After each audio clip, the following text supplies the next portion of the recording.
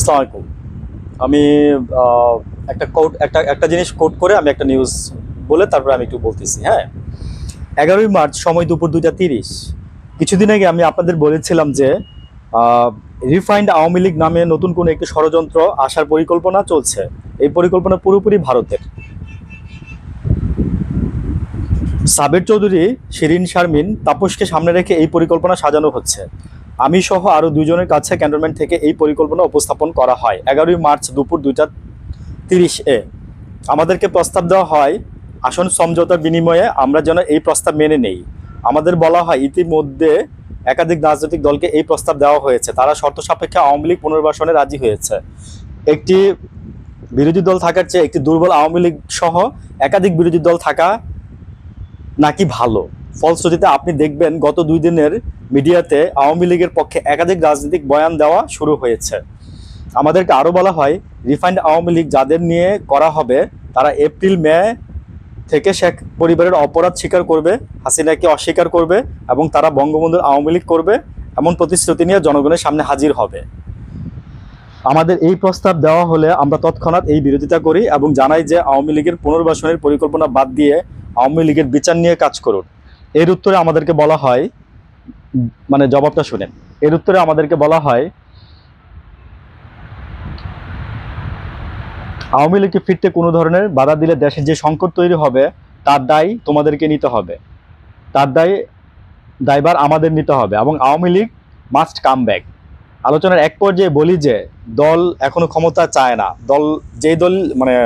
আলোচনা এক পর্যায়ে বলি যে দল এখনো ক্ষমতা চায় না, অপরাধ স্বীকার করে নাই, সেই দলকে অপরাধ কিভাবে ক্ষমা করে দিবেন।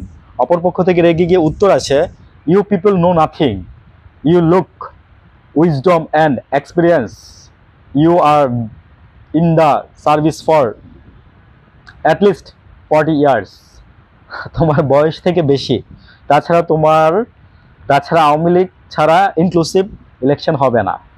এটা হচ্ছে সেনাপ্রধানের বক্তব্য আর কি। উত্তরে বলি আওয়ামী লীগের সাথে, এটা হাসনাত ভাইয়ের বক্তব্য, উত্তরে বলি আওয়ামী লীগের সাথে কোনো ইনক্লুসিভ নির্বাচন হবে না। আওয়ামী লীগকে ফেরাতে হলে আমাদের লাশের উপর দিয়ে ফেরাতে হবে। আওয়ামী লীগকে ফেরানোর চেষ্টা করা হলে যে সংকট তৈরি হবে তাই দায়ভার আপনাদেরই নিতে হবে। পরে মিটিং অসমাপ্ত রেখে আমরা চলে আসি।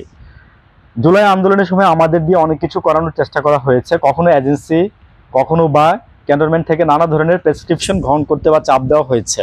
আমাদের উপর নথি স্বীকার করতে, আমাদের তথ্য জনগণের উপরে চাপ স্বীকার করা হয়েছে। আমরা আমাদের নথি স্বীকার না করে আপনাদের জনগণের উপর আস্থা রেখেছি, আপনাদেরকে সাথে নিয়ে হাসিনার চূড়ান্ত পতন ঘটিয়েছে। আজকেও ক্যান্টনমেন্ট থেকে চাপকে অস্বীকার করে আমি আবারও আপনাদের উপরে ভরসা রাখতে চাই। এই পোস্ট দেওয়ার পর আমার কি হবে আমি জানি না, নানামুখী প্রেশারে আমাকে হয়তোবা পড়তে হবে, হয়তো বিপদে পড়তে হতে পারে, কিন্তু আওয়ামী লীগের নিষিদ্ধের প্রশ্নে কোনো ধরনের আপোষ করার কোনো সুযোগ নাই। জুলাইয়ের দিনগুলো জনগণের স্রোতে ক্যান্টনমেন্টে এজেন্সি সকল প্রেসক্রিপশন আমাদের উড়িয়ে দিয়েছিল। আজ আবারও যদি আপনাদের সমর্থন পাই, রাজপথে আপনাদের পাশে পাই, তবে আপনাদের এই আওয়ামী লীগের পুনর্বাসনে ভারতীয় ষড়যন্ত্রকে আমরা উড়িয়ে দিতে পারবো। আসুন সকলে যদি আপনাদের পাশে রেখে আওয়ামী লীগের বিরুদ্ধে আমরা ঐক্যবদ্ধ হই। আওয়ামী লীগের রাজনীতি করতে পারলে জুলাইয়ে ব্যর্থ হব না। তো সরি, আমি একটু ডিস্টার্ব করছি এই শব্দটা, তবে মানে এই ছিল মোটামুটি বক্তব্যটা। তো আমি এখন একটু বলি যে দেখেন, ওয়াকার সাহেব কিন্তু ফুল স্টপ মার্কা বক্তব্যটা এই জন্যই দিচ্ছিল, ইনক্লুসিভ শব্দটা এই জন্যই ইউজ করছিল। এটা আমরা সবাই তখনই বলছিলাম এবং এই আন্দোলনের পরপরই কিন্তু বলা হয়েছিল যে ডাক্তার ইউনূস সাহেবকে মানে বলা হয়েছিল, সবাই বলছিল সব দিক থেকে মোটামুটি যারা রাজনীতি বুঝে, যে আপনার এই ওয়াকারকে আর হচ্ছে চুপ্পুকে সরানোর জন্য, বুঝছেন, এটার জন্য কিন্তু মানে বিএনপি কাজটা করতে দিল না শেষ পর্যন্ত। তো এখন দেখেন রেজাল্ট পাচ্ছেন আস্তে আস্তে। আর আমি আরেকটা কথা বলছি, এটা আমার নিজের বলার কথা, যে যতই দিন যাবে ততই কিন্তু জিনিসগুলো হালকা হয়ে যাবে। হ্যাঁ, হালকা হয়ে যাবে। এই যে এতগুলো মানুষ মারা গেল, এতগুলো মানুষ শহীদ হলো, মানে এদের ত্যাগ কিন্তু আমরা মানে যথার্থ মূল্যায়ন আমরা করতে পারবো না। এগুলোর রেজাল্ট এখন বেরোচ্ছে, বুঝছেন। আরও সামনে অনেক কিছু বেরোবে। তো এখন হাসনাত ভাই যেটা বলতেছে যে উনি নিজে এখন ওনার প্রাণনাশের ভয় করতেছেন, আর এরকম যে হবে বা করতেছেন এটা কিন্তু আমরা অনেক আগে থেকে বলে আসতেছি। তো এখানে আমার অনেকগুলো কথা আছে, আমি একটু কোট করে একটু বলি। দেখেন 11 তারিখে, আপনার মার্চ মাসের 11 তারিখে এই মিটিংটা হয়েছিল। হওয়ার পরে আমি একটু গুঞ্জন শুনছিলাম যে মানে সমন্বয়করা মানে নতুন দল যারা গঠন করছিল তখন তো নতুন দল গঠন হয় নাই বা হয়ে গেছে, মানে তারা 100 আসন নিয়ে ভাগাভাগি করতেছে এরকম কিছু একটা। তো আমি বলছিলাম যে আপনাদের জন্য অনেক গালি খাইছি, যদি আপনারা এই কাজটা করেন তাহলে এখন আমি আপনাদেরকে গালিগালাজ করব।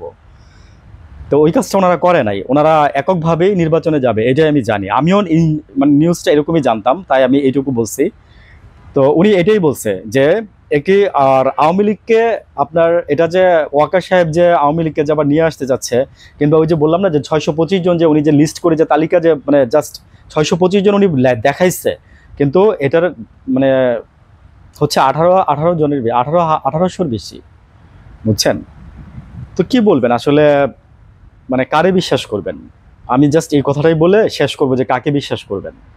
তো হাসনাদের বক্তব্যটা আসলে বিশ্লেষণ করার আমার ইচ্ছা ছিল, কিন্তু ইফতারি টাইম হয়ে যাচ্ছে, তাই আমি আসলে সরি কথা বলতে পারতেছি না। তো ভালো থাকবেন, ইনশাল্লাহ কথা হবে, আমি অন্য সময় আরেকবার কথা বলবো। আসসালামু আলাইকুম, আল্লাহ হাফিজ।